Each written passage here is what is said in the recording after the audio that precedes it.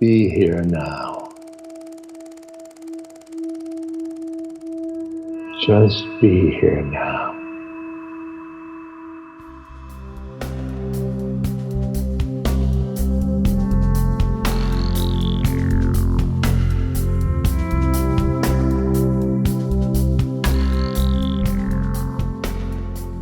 Hey everyone, I'm back with Mindrolling, and I'm here with old friend, who we have so many parallel things in our lives and people. It's pretty amazing. So, Mark Epstein, welcome back. Wow, what a treat. Thank you, Raghu. So Mark's just got a new book out, and it's called The Zen of Therapy, Uncovering a Hidden Kindness in Life, which immediately makes us think, me think rather, of His Holiness, the Dalai Lama, who has that phenomenal saying that's a bumper sticker you see everywhere: kindness is my only religion. So it's so chock full of great things. Mark, glad you wrote this book, and sharing all of, and thanks to all of the patients, because Mark has in here many different experiences with patients that really lend itself to. Oh yeah, you go. Oh yeah, I got yes. Some people say that, Raghu. I'm glad that that you could relate. Oh, what do you mean? Some people say some people. Not everyone sees themselves in the. Oh, in all of it. In all of it. Oh God. Well, to me, that's the beginning of a little bit of intransience to not being able to feel the polarization and what that really means. It's a way of cutting ourselves off, is the way I see it. But oh boy. So, all right. Well, let's start with how did you come to even get the idea to do something like this? Well, if you really want to know. Inquiring minds want to know. I always have tried to set aside one day a week for writing. The rest of the time I'm seeing patients. And I finished my last book some number of years ago, probably 4 years ago or so. And that one day of writing was looming, and I had no idea what I was going to write about, or if I even had anything left to say. So I decided that in lieu of writing another book, what I would try to do would be to write down the details, as much as I could recollect them, of one psychotherapy session that I had that week, where possibly the spiritual influence or the Buddhist influence or the meditation influence on my process, on my thinking, was influencing the way that the session unfolded. So I tried, I did that very, very religiously, although it's not my, I usually don't take notes in my sessions. Usually I trust what happens and then let the session go. So it was a switch for me to, pick out one session, and immediately when it was over, I would say, oh, that this is the one. And I would try to write down, as concretely, as literally as possible, what happened in the session. And then during my writing time, which was usually the following week, I tried to write it up in as literary manner as I could. And I did that for a year. And it was mostly started late 2018. It was mostly in 2019. And when I got to the end of the year, I was like, this is enough. And I had a stack of them by then. And I hadn't looked them over. I really had to sort of force myself to do this. I hadn't read them over. After a year, I read them over. And I thought, oh, this is actually sort of interesting, because they managed to capture the the quotidian. I never knew what that word meant, but now I know. It means like the everyday, the ordinary. It managed to capture the quotidian aspect of therapy. Like it's not so often that you uncover the hidden trauma that has made you who you are, but it's more about like the little argument that I had with my partner, or what I was worrying about before I went to sleep, or so anyway. So I had the year's worth of sessions, which I then showed to my editor, who did the last 2 books with me, who I really trust, who's been a wonderful editor. And she read it over and said, yeah, I think maybe there's something here. But, the only through line is you, because the patients are all chosen randomly. It wasn't like I followed one patient for a year or anything. So she said, what we're really going to be interested in is hearing what you were thinking, what you were feeling, what was going on in the back of your mind during these sessions. And I always listen to her. She's always been right in what she says. So I took that on. And then COVID, it was right around when COVID was descending. I think I showed it to her in February, and then COVID happened in March. So then I had that more introspective time of being in quarantine and so on. I was always against virtual therapy. I insisted that my patients come to see me in the office. I know all about that. Now, yes. So anyway, so then through the next year, I went through the sessions, and I really tried to write a reflection or a commentary about each one, but like parting the curtain a little bit on my own process to show what my influences were and what I might have been thinking about. And so that's the heart of the book. It's a year's worth of these psychotherapy sessions, and then my reflection, my commentary about what it's really like to be a therapist, trying to be real with my patients and not hiding the spiritual aspect of things if it seems relevant. Well, I would be a little bit more, shall we say, praise is due here, okay, because of the way that you elucidate these sessions and the way that you bring in core. And that's what I said at the very beginning. Listen, I read some of these stories, and, I'm there with all of them. It's all, and I believe it's all in all of us. It's just to some degree we have gotten, the good thing about aging is a little bit of detachment and spaciousness around reacting to stuff and so on, and being caught and realizing the habitual patterns and so on. But it's all there.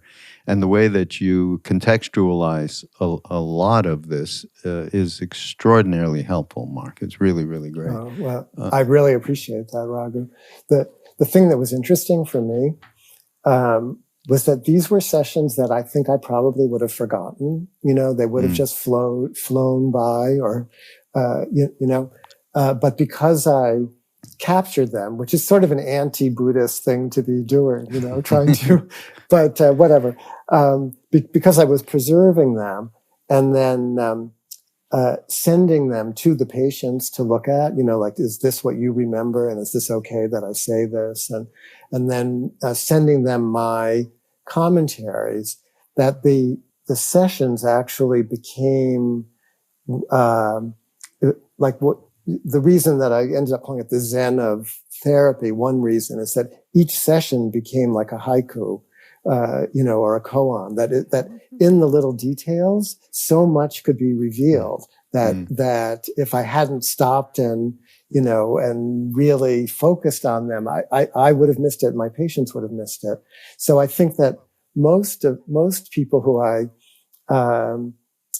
I sent the sessions to, they ended up really appreciating it because they actually heard more from me about what I thought than they might have in the actual session, Yeah, absolutely. And so that was actually fascinating and not something I was expecting. One of the premises here, and it's one of my favorite things that comes from Buddha, that you reported, was the conversation with Ananda, his close friend and personal attendant. I'll just read a little. Ananda began by rather exuberantly declaring to the Buddha, as if he had just had an important realization, "This is half the holy life, Lord. Admirable friendship, admirable companionship, and admirable camaraderie." The Buddha, as he often did in his conversations with Ananda, that's kind of funny too, admonished him in return. "Don't say that, Ananda. Don't say that," he exclaimed. Admirable friendship, admirable companionship, admirable camaraderie is actually the whole of the holy life. And that is a major premise. We are all just walking each other home. Walking each other home. Somebody Didn't else Ram said say that? Somebody else said that. So I really appreciate that. Yeah. Well, I try to talk about this concept of the spiritual friend, the Kalyana Mitra, that comes out of Buddhism, and imagining that a therapist could actually be a spiritual friend, which is something, that I always felt from Ram Dass. I was lucky enough to have met Ram Dass when I was, 20 years old, and then to have had a relationship with him basically up until the year before he died. And I always felt that way with him. Like I looked up to him, and he was sort of a father figure, a therapist figure, spiritual figure, but really, spiritual friend. So I think in some way I was trying to embody that. I've been trying to embody that for my own patients. Yeah. Now there's something here that I didn't know about, which was your relationship with Dr.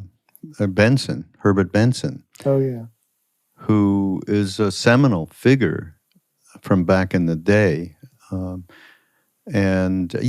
Just give us a little bit of a picture of Sure. what that was like. Because it went through some, it evolved into a place that was, that kept you at odds to some degree. Yeah. Well, to give you a little bit of the history. Yeah.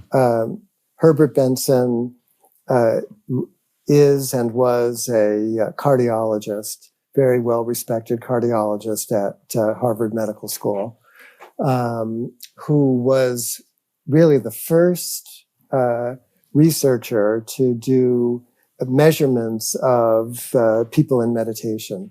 He worked with transcendental meditation in the days of the Maharishi in the late 60s and early 70s.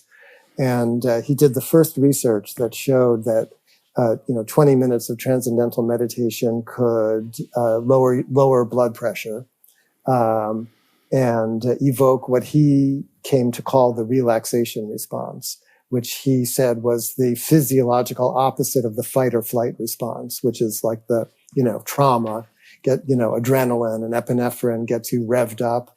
He proposed that meditation stimulated not the sympathetic nervous system, but the parasympathetic nervous system, which is about rest and relaxation. And he measured oxygen consumption and carbon dioxide output in a bunch of meditators and did good research and had it published and became a famous medical figure, in the very dawn of the wellness and New Age movement. He was kind of ostracized at Harvard Medical School for being interested in this kind of stuff. But he went forward with it. And then he broke with the Maharishi. He decided that the secret mantra was not really the all-important thing, and that any word that you repeated over and over again would do. And he chose what he thought was a non-denominational word, the word one, the number one, which he had people repeating, and until much later when he realized all the spiritual implications of choosing the word one. But anyway, so I was in college. I discovered Buddhism in college, taking religion and psychophysiology courses. And my father, who was a professor of medicine, first at Yale and then also at Harvard, was, I think, a little worried that I was going too far off the deep end. And he said to me before the summer of my sophomore year, "Oh, there's this guy working for me, Herb Benson, who's interested in this kind of stuff. Why don't you meet with him? Maybe he could give you a summer job or something. So I went ahead and met with him. And I knew that Dr. Benson was doing my father a favor, but I think he was sort of surprised that he liked me and that maybe I had something to offer him. And I went to work for him that summer. I did a research project with him about the placebo effect, which is, if you give an inert pill to someone with an illness, a third of the time people will get better from just the inert pill. So what was that about? But I worked with him that summer, but then stayed. I became like the sort of underground counterculture spiritual investigator, for him. So I would go off to Naropa or go to India and then come back and report to Dr. Benson about what was going on in the spiritual world. And we kept up a collaboration. And until finally he, one year, was reading the books of Alexandre David Neal, one of the first French explorers of Tibet. Magic and Mystery in Ancient Tibet was the book. Yeah, I love it. Great book. And she writes in there about Tibetan monks who learn to fly and who also learn to do what's called heat yoga, where they could sit outside naked in the icy Himalayas and dry wet sheets with the heat of their body. So Dr. Benson wanted to know if I knew anything about this. And I said, no, I hadn't heard about any of this yet, but you know who we could ask? The Dalai Lama is about to come to the United States on his first visit, because I knew he was coming to Barre, to the Insight Meditation Society it was his first visit to the U.S. I said, I bet with your Harvard Medical School credentials, the Dalai Lama loves scientists. I bet we could get a meeting. So we did. And Dr. Benson proposed to the Dalai Lama that we bring a research team to India to measure the monks doing the heat yoga. The Dalai Lama wouldn't admit to any monks who learned how to fly, but he did say that, yes, we do this heat yoga thing, but it's not for public consumption. It's a secret practice. It's not really about the miracle. It's meant to be used in the journey to enlightenment.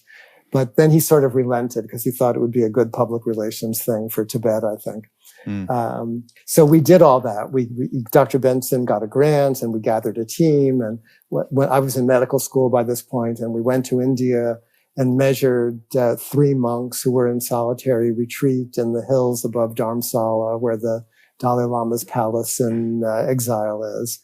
And Dr. Benson and I had somewhat of a divergent orientation on this research trip.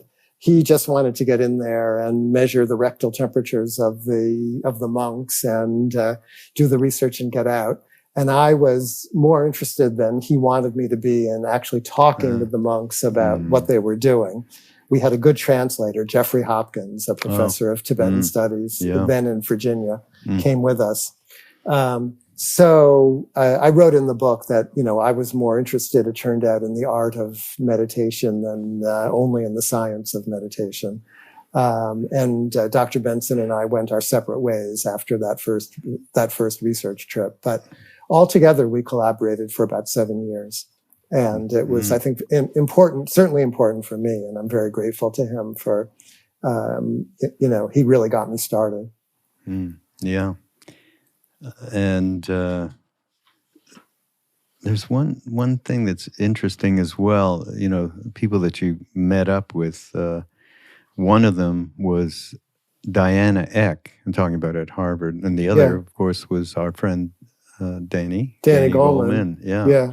They were both in my freshman year in college. They were both graduate students who were like the teaching fellows, and one in a religion class and one in a psychology class. So there was this kind of, Diana Eck wrote a beautiful book about Benares. She became a professor of religion. And Danny Goleman wrote a beautiful book called Emotional Intelligence. Which everybody should read out there. If they haven't already. They haven't already. Or read it again, especially in these times of absolutely the opposite of emotional intelligence going on with many people. The other thing, Raghu, about for the listeners in your neck of the woods, on that trip to India with Dr. Benson to measure the monks, before Dr. Benson came, I was in India for a month or so before he got there, and one of the reasons for my going earlier was to go to Neem Karoli Baba's ashram in Vrindavan, which was just opening. And I got to be there with Krishnadas and Chaitanya and Mirabai, and to meet Tiwari in particular, one of Neem Karoli Baba's. I'm sure you knew all these people, but Neem Karoli Baba had died by the time I came onto the scene. But Tiwari, who had a special relationship with Krishnadas, was there at the opening of this temple. And I got to spend a lot of time in this little room in the temple that Tiwari was in, where he would be chanting with Krishnadas. And he couldn't believe I was in medical school and about to be a doctor. And he kept calling me Doctor Boy because of how young I looked. And I loved that he liked me and was calling me Doctor Boy. So by the time I got to Dharamsala to do the research, I was already sort of inculcated into a spiritual, Indian temple worldview. And I think that was part of where Dr. Benson and I were, operating on slightly different levels during that time. But it's funny you mentioned K.C. Tiwari, because we just are about to lock a documentary that we've been working on for 4 years. Krishnadas, I, and a couple of others, several other people, that we have footage of him from back in the day. I don't know, what year was it that you went? 81. 81. Well, you were there much earlier.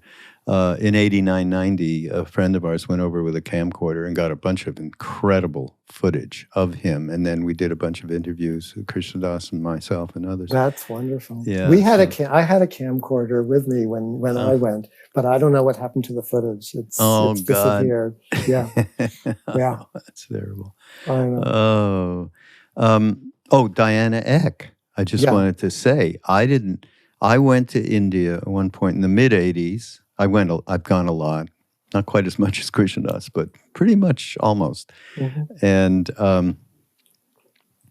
I took my mom to India. We actually went on a yatra, a pilgrimage with KC, the three of us up into the Himalayas. Yeah, that's a whole other story. That was phenomenal. But we were in Benares, and somebody handed me that book that you are talking about, Diana Eck's book. And at that time, it was very difficult to get into many of the temples that you were considered untouchable, basically Westerners, and they would not allow you into. It was very, very thick with that Brahmin thing, caste and all that. But in this book, she said, well, you might, the reference was the Vishwanath temple, which was a Shiva temple we could not get into.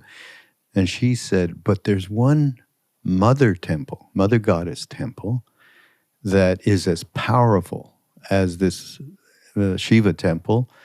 And she gave some kind of gauzy thing about where the hell it was. It's on the river. It's just off the river. You go through some alleys and so on. Anyhow, my mother was sick actually that day. And I went off and I found this place. And I walked in. It was this golden statue of I think a benign image of the goddess Durga, basically, and of complete benevolence and just total the shade of compassion which you could stand under.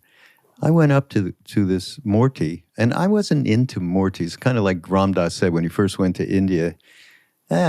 He was more a Buddhist. He wasn't into all the Hindu, all that stuff.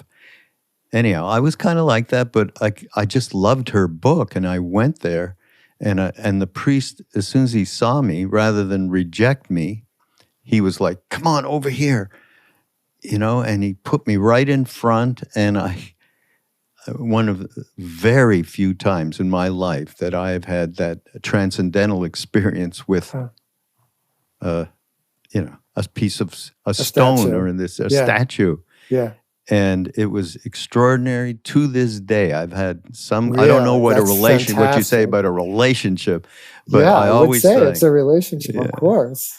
but I always Everything's think, a relationship. yeah, everything is a relationship, but Yeah. I have no real understanding of it Yeah. other than the gut, Yeah. that beyond rational. Yeah, that's fantastic. So I have Diana Eck to thank. To I would thank, always that's hope one day fantastic. I would meet her. She's still at Harvard, I think. I think she must be. Yeah. She became master of one of the houses. The first female master. Oh, really? Oh, yeah, cool. one of the undergraduate houses. Yeah. Lowell So House.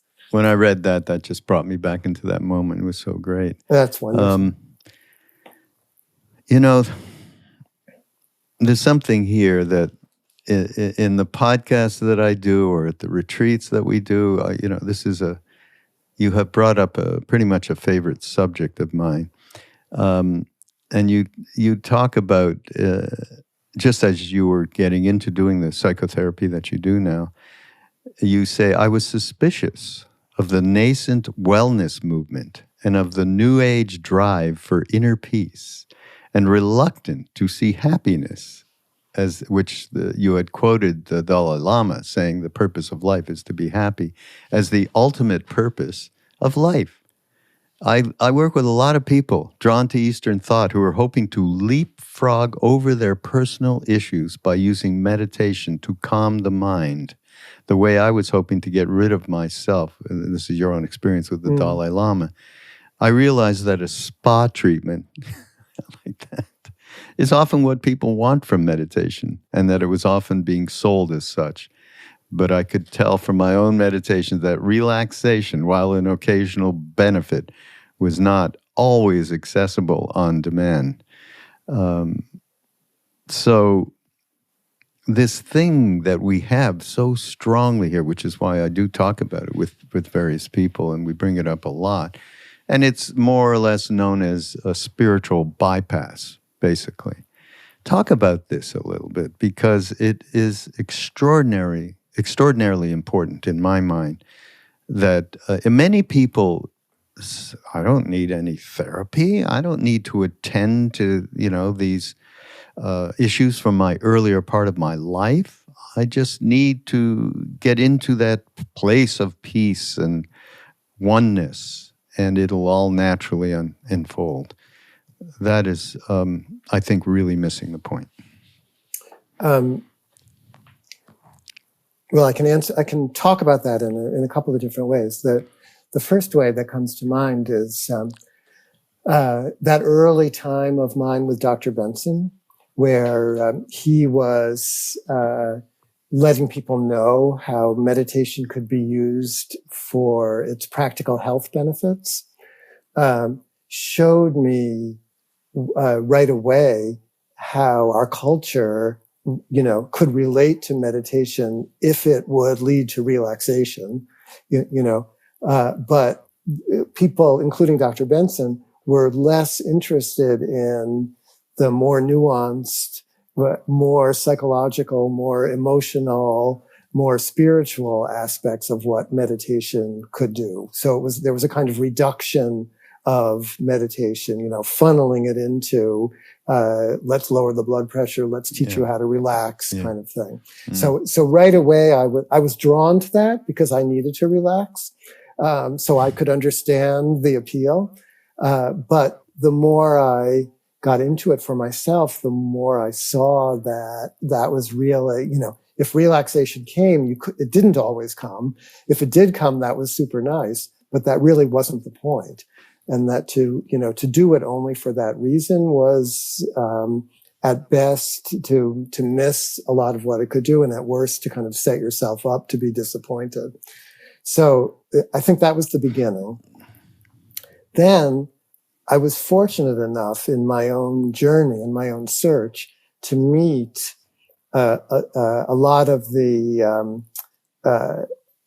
people who were a generation older than I was, who were responsible for introducing meditation, spiritual life into this country. So including Ram Dass, Joseph Goldstein, Jack Kornfield, Sharon Salzberg, on and on.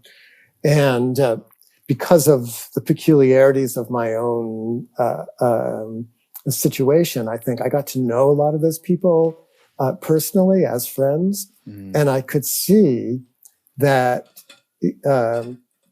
meditation, spiritual life, etc., had not solved all of their problems. That at best it had opened them up so that they could be more transparent about their various issues. Not so ashamed, not so pretending, but definitely, a lot of those people, not the ones I've named in particular, but a lot of those people could use therapy also. But I found that to be a great relief, because in getting to know those people as people, I realized, oh, I can just be myself, whoever that turns out to be. And if I need therapy, I can have therapy. It doesn't have to. It could complement the meditation. It doesn't have to be opposed to the meditation. Mm-hmm. So right from the beginning, of my path, that's how I was looking at things. And then, in those days, meditation was still a sort of fringe thing. But as it's been integrated much more into the culture, I think that what I saw originally with Dr. Benson has been true in a psychological way also. So that, as mindfulness has sort of conquered the psychotherapy world, now young therapists, they want to be mindfulness-based therapists. And they're not so interested in the psychodynamic world, this whole psychoanalytic tradition. But there's so much there that can help, therapy-wise. So in a way, there's a tendency to throw the baby out with the bathwater, even in the therapy world. So I'm just all about trying to say that, emotional development and trying to heal our neuroses is not opposed to a meditative point of view. And that at best, what you were saying, when people are drawn to the one, and they really do just want to get away from themselves and open to something greater than themselves, that when they actually go to that place, it shows them where they're stuck in the personality realm, so that they have to turn around and do that work, whether it's with a therapist or on a meditation cushion or with a spiritual teacher. But everyone finds that they have to do that work, or they just end up feeling stuck. Yeah, exactly. Well said. And you have a funny thing in here. I don't know if you've ever, Krishnadas has a comment here, but you were talking about your self-concept being based on kind of the flimsy background of identity. Talking about, Ram Dass talked about that all the time. And so he said, well, if I trace myself back to my beginnings, I find Mickey Mouse. Krishnadas has often said, I go to India and get so completely absorbed into life there, and family life and spiritual life and religious life. And the models, I see the models that they had in India, like Hanuman, the selfless monkey god, totally devoted to love and service. What do we got? Mickey Mouse. Oh, that's funny. I didn't put that together when I wrote that. Yeah. I wrote that because if I trace my earliest, sort of self-identity back, or my earliest feelings back, I remember myself in nursery school and my mother coming to pick me up in nursery school. And I didn't really want to leave nursery school and go home. And she would sort of bribe me by saying the Mickey Mouse Club was on TV. And I had a thing already for Annette Funicello. So that's what you would ever line up on that one, but is based on those early crushes.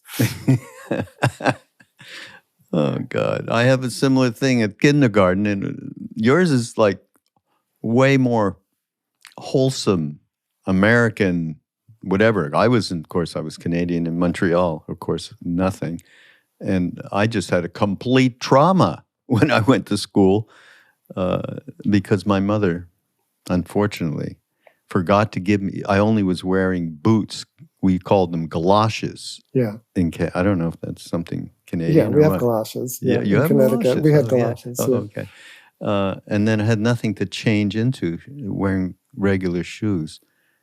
Can you believe? So I walked in and I thought, everyone's going to just point this out and I'm going to be completely embarrassed. So I walked in with that totally debilitating emotion and immediately felt that the kind of polarization that I can remember this thing as if it's looking at my palm. I mean, extraordinary. Yeah. And so, and just more fodder for we all need to look at our stuff. Well, that's I'm interested in that because what I find going on meditation retreats, on 2-week silent vipassana retreats where you're really alone with your own mind, trying to be mindful.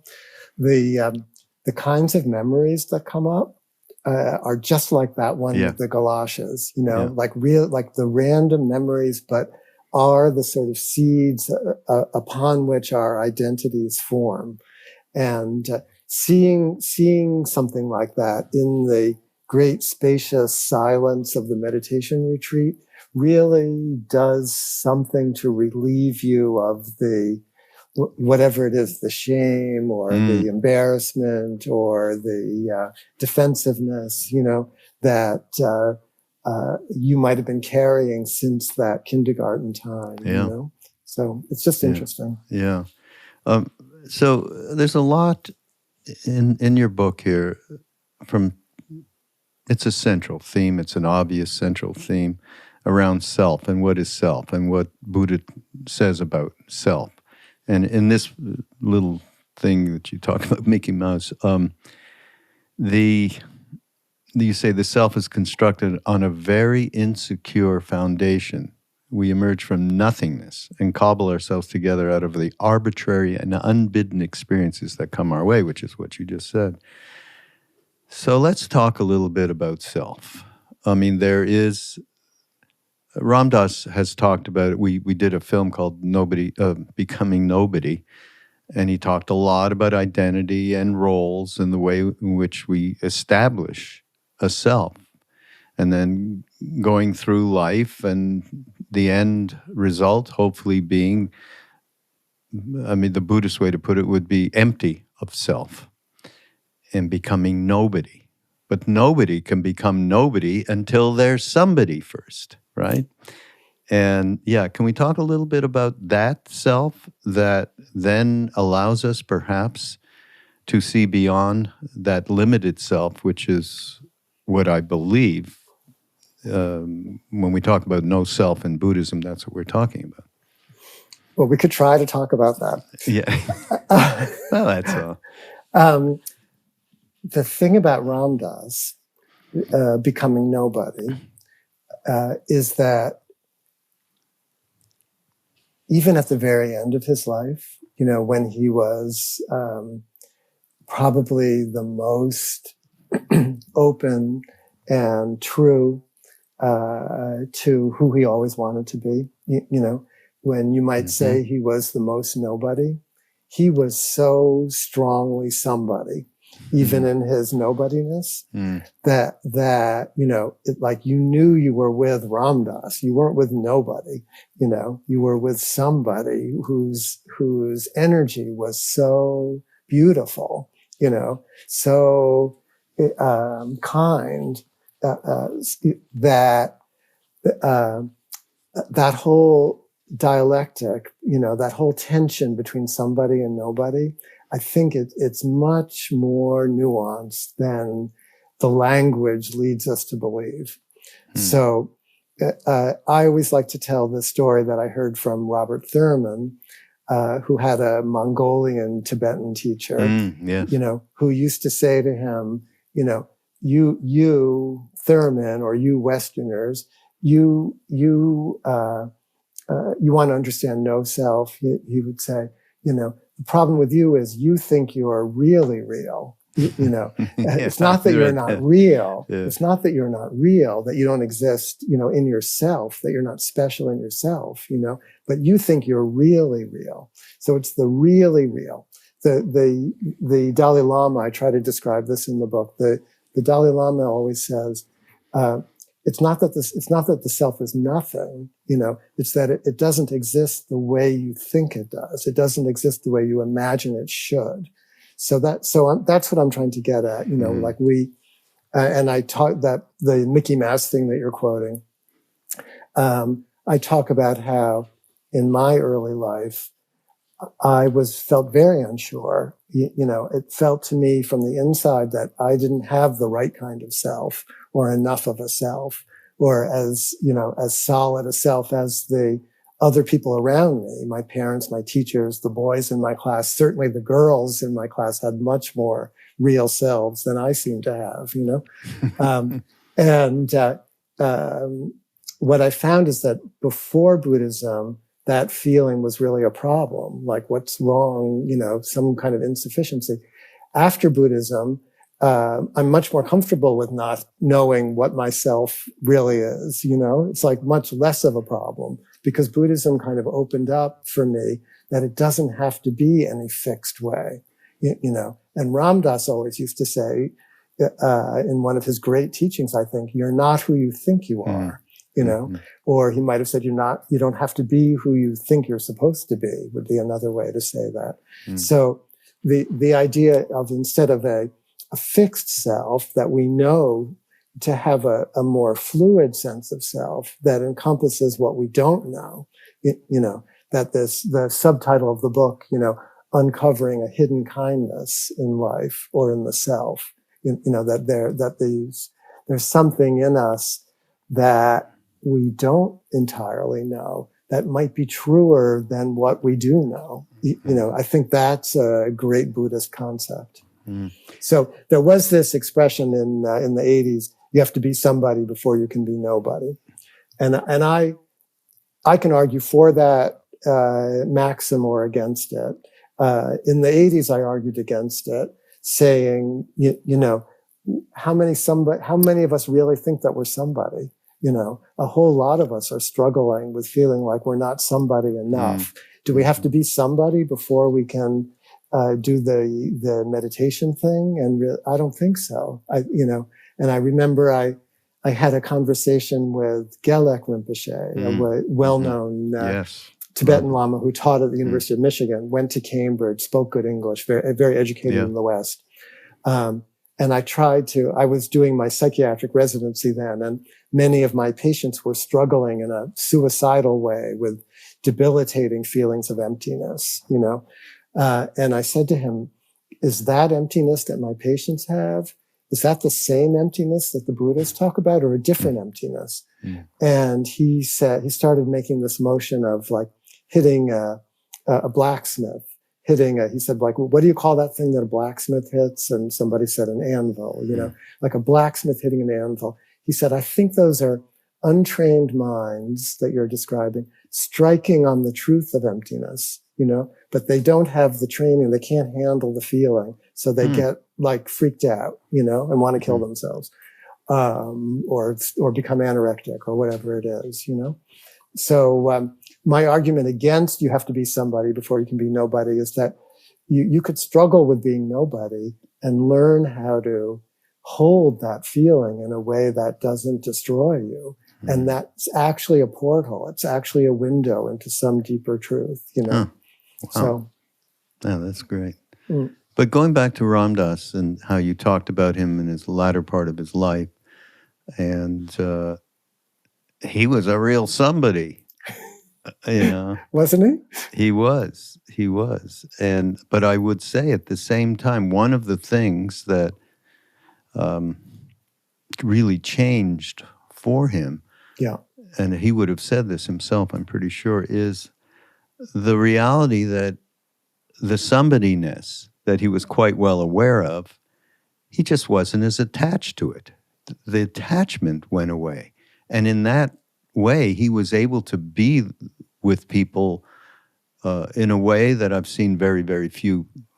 Normal, humans, not, you know. He became more himself. That was Yeah. my feeling. Like the Yeah. sort of the fake thing, where he was the actor and the stand-up comic and the you know, trying to please and all that. Like that really did fade out, and what was left, was like somehow more him. I think. Yeah. But what does that mean? Like who are any of us really? Like that's that Zen koan of what was your face before you were born? Yeah. So Yeah, really. Since we're talking about Ram Dass, this is a major intersection for both of us in our lives, obviously. So you talk about, here's a little story about somebody else that we love, Joseph Goldstein. I can't tell you how many times on these podcasts, no matter if I have Joseph on or not, that I am pointing them to his book, Mindfulness, and I'm going to point everybody again to that book. To me, it's just the greatest book in terms of being able to, for Westerners to really to get a grip on what that really is, not the ubiquitousness of that word in our culture, but more really the depth of what it really is. He's just extraordinary. So he was at one of our retreats in Maui, and a young man who was driving him around, part of our group, just turned to him and said, "Joseph, I'm just on the path a few years, in mid-20s or something. I would love some sage advice from you. If you could give me one thing for me to contemplate, what would it be?" And Joseph, without, there wasn't even a missing a beat. Yeah. Nothing. He just turned to him and went, "Stop clinging." This is something that you talk about, that you had been working with. And the way, this is interesting for me. You talk about Buddhist psychology adding another dimension to conventionally trained Western therapists.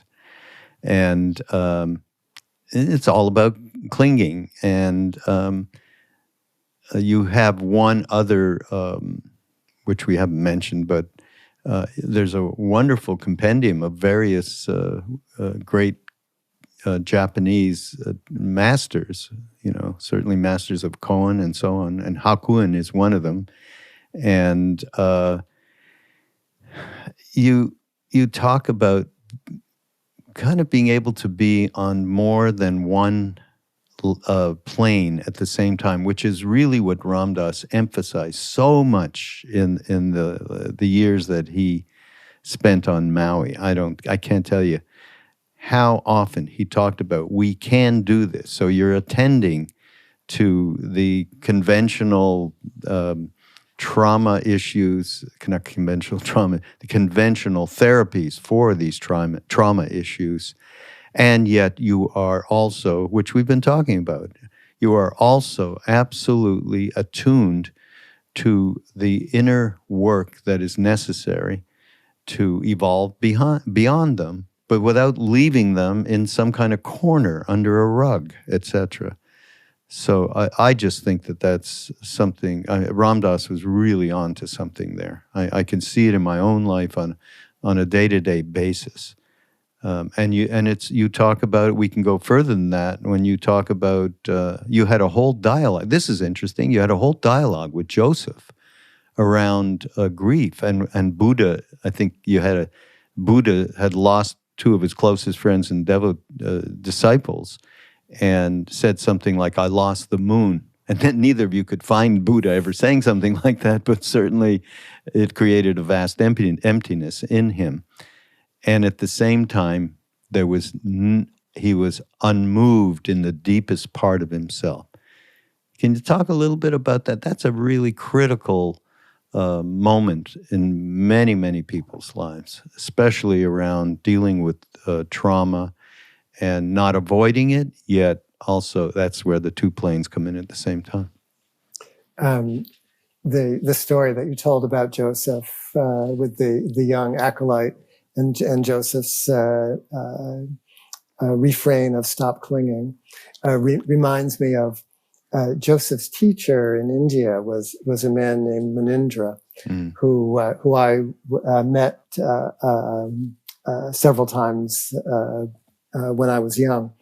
Who he introduced me to in Bodh Gaya at my first well, you had course. that. Yeah, I met him in Bodh Gaya for the first time too. And our mutual friend Jack Engler, who's another Buddhist influenced psychotherapist, also went to Bodh Gaya specifically to meet Munindra and to be given meditation instruction. He got like a Fulbright or something to go and study with him. And Jack Engler tells a kind of similar story, a beautiful story about being in Bodh Gaya with Munindra, wanting to learn meditation. And Munindra refused to teach him meditation. All he would talk to him about was the state of his bowels. Like, how are you? And he told him to go to the market and get fleecy seed, that if you mixed it with water, it was good for constipation. If you mixed it with milk, it was good for diarrhea. Yes, it all comes back to me, yes. Something like that. Yeah. And this went on for like several weeks, and Jack grew more and more frustrated, and finally went for a walk with Munindra behind the Thai temple one day and said to him, Munindraji, when are you going to teach me the Dharma? When are you going to teach me the Dharma? And Munindra just turned and looked to him and he said, the Dharma? You want to learn about the Dharma? The Dharma just means living the life fully. That was his meditation. That was his, stop clinging. So that living the life fully, in the Indian way of saying, instead of saying living life fully, it's living the life fully, which I sort of like. Yeah. Living the life fully, I think, means allowing yourself to grieve when you've lost someone, not thinking that you should be immovable, like a statue, not thinking that you shouldn't feel pain, not thinking that you have to be happy all the time, making room for the entire range of emotional life. That includes the grief that comes when you lose someone who you love, because that's what love does, is set you up for feeling loss. So the conversation you referred to with Joseph that I talk about in the book was in the context of a patient of mine who Joseph also knew, who had lost a child and who was bereft over having lost a child. But because she came from within a spiritual community, a lot of people around her were doing the thing of, it's all in God's plan and time to get over it and, let her go and all of that. And me as the therapist, I'm trying to make room for living the life fully, which includes actually experiencing the loss.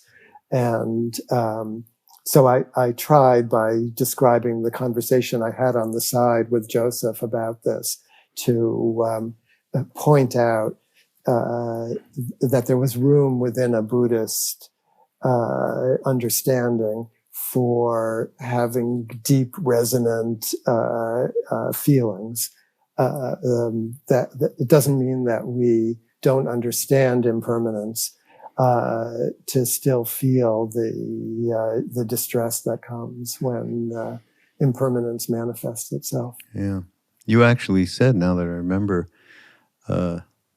you thought this was a little bit cold on Joseph's part, that it veered a little too much into detachment. And listen, as far as I'm concerned, Joseph, I would never counter anything except for the fact that I really believe this is correct, and that not engaging with it is not living fully, yet becoming, which happens a lot, I think, with many people, is an indulgence of everything in your life to go into that particular little, not little, but particular happening, whatever loss. And it's tricky. Very and tricky. I don't think Joseph disagreed. I think it was really a semantic discussion. It's just the way that people hear the Dharma when it's presented in a certain way. Yeah. So I ended up telling the story of a Tibetan Lama whose child died, and all his followers are distraught to see him being distraught, and they say to him, "But didn't you, Master? Didn't Lama, Guru? Haven't you told us that life is illusion?" And he says, "Oh yes, but the loss of a child is the greatest illusion." Yeah. So yeah, yeah, exactly. We're kind of running out of time, but I did want to bring up one. I mean, listen, we can do, I don't know, 3, 4, 5 of these podcasts and go through all this, and maybe we will. But I did want to bring up you do bring up anger, and you probably don't remember, but of course this is something I've been dealing. I mean, we are all dealing with that, I think, and you talk about the commonality of it for sure. But talk about that a little bit in relation. Well, the way I was imagining the book, the structure of the book, I arranged the psychotherapy sessions according to the 4 seasons. So it was like, winter, spring, summer, fall kind of thing. And then for each group, for each season of sessions, I wanted to structure it according to the Buddhist path of insight. So it starts out with clinging, as you mentioned, and the next section is mindfulness, and the next section is insight, meaning insight into no self, etc. And then the 4th section was going to be compassion. And I wrote up all the sessions and showed it to my editor. And she's like, "Yeah, this is good, Mark, but the 4th session that you're calling compassion, every session is about anger." So I don't know if that's really going to fly. So I was like, yes, that's intentional, because in order to develop compassion, especially from a psychodynamic point of view, the empathy is dependent on navigating one's own anger. It's only when one can forgive the other for hurting your feelings and making you angry that you can begin to be empathic of their experience as other than you. Like you can't control everybody and make them just serve your interests. But that need is in all of us. That's the clinging, and that's where so much of the anger comes from, so much of the aggression. So in order to develop kindness, you first have to come to terms to some degree with your own aggression. So a lot of the sessions in the final part of the book were about that evolution, from grievance to gratitude. I think I talked about it. And so I changed how things were structured, and it now goes from clinging to mindfulness to insight to aggression. And then there's a final chapter that is about kindness. So it all does lead there, but only if we can learn to deal with our own inner violence. That's what I set that up, as opposed to the inner peace of the Dalai Lama. That I understood that what the Dalai Lama was talking about in terms of cultivating inner peace was actually a reckoning with each of our own tendency towards violence, either directed inwardly in terms of self-castigation, or directed outwardly in terms of the more obvious manifestations of anger. Yeah, so everybody who's listening, just think about how we rail out at this aggression that is going on worldwide, and certainly the polarization aggression in this country is at its peak, seems to be. And then think about how you talk to yourself and the way in which one talks to oneself. And the aggression there is extraordinary. Yeah. And well, that's the thing. That's the thing that people often ignore, is in the privacy of their own minds. How are they talking to themselves? And and that's not right speech. No, not at all. But that maybe everybody, doesn't that point to the fact that we do need to deal with this within ourselves if we think we are going to help anything around us?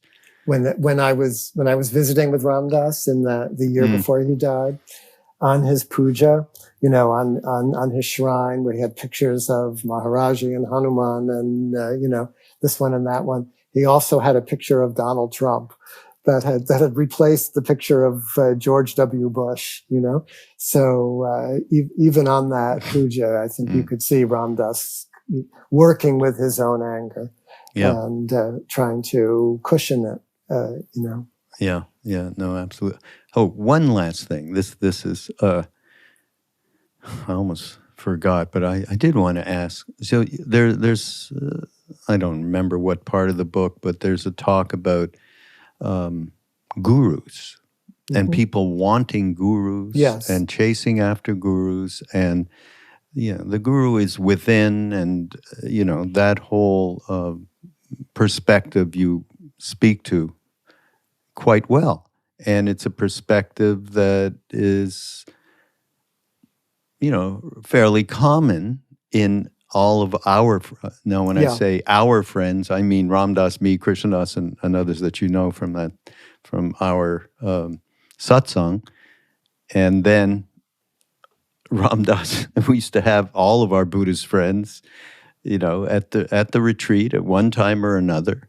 And Ram Dass was always being careful whenever he talked about soul, he would look over at Jack or something and it's kind of grin. And then Jack would go, "It's okay. It's okay. We can talk about soul." But there was a very pointed thing in the book about, don't chase gurus. Yeah. And well, here's Mark, what I wanted to say. Meanwhile, this is all true, but meanwhile, all of you, this is us and them here a little bit of, but all of you guys from the Buddhist tradition have been very close with one or another of us, or a bunch of us, knowing about our relationship to this guru and how it has informed our lives is an extraordinary thing, given the reality of what you were saying in this book. How do you reconcile that a little bit? Not something, well, it is public. We're doing a podcast. Yeah. No, I don't think it's hard to reconcile. The part in the book where I talk about that is in the context of teaching at a retreat center called Menla in the Catskills with Robert Thurman. With Robert, yeah. And someone in the audience was like asking, had just read Autobiography of a Yogi, the Yogananda book, where the idea of a guru is central, and they were saying, do I need a guru, basically, and if so, where can I find them? And one of the things I love about Thurman is his command of the language. He knows Sanskrit, he speaks Tibetan. So he went into a whole thing right away, like guru, the word guru means heavy. If you trace it back, means heavy. And it comes from the Brahmin thing, it comes from that ancient tradition of the heaviness of the guru sits on your forehead, like like it's what you're supposed to aspire to either to submit to or to become. So he said in Tibet, when under the influence of Buddhism, when that word guru got translated as lama, which had more of the meaning of teacher. And then he went into a thing about the Kalyana Mitra, about spiritual friend. So the linking of, or the evolution of the idea of guru from the heavy paternalistic thing sitting on your forehead to the spiritual friend, which has, more of the maternal or feminine energy to it, I think is very important. And then he told a story about how in Tibet, they have a saying that the best guru is the one who lives 3 valleys over, because they still have the idea of the guru, because you're supposed to be able to visualize the perfected being of the guru, and then imagine yourself enveloped in that perfection. But if you know the guru too intimately, you're going to see all of his or her flaws. So you won't be able to imagine them as a perfected being.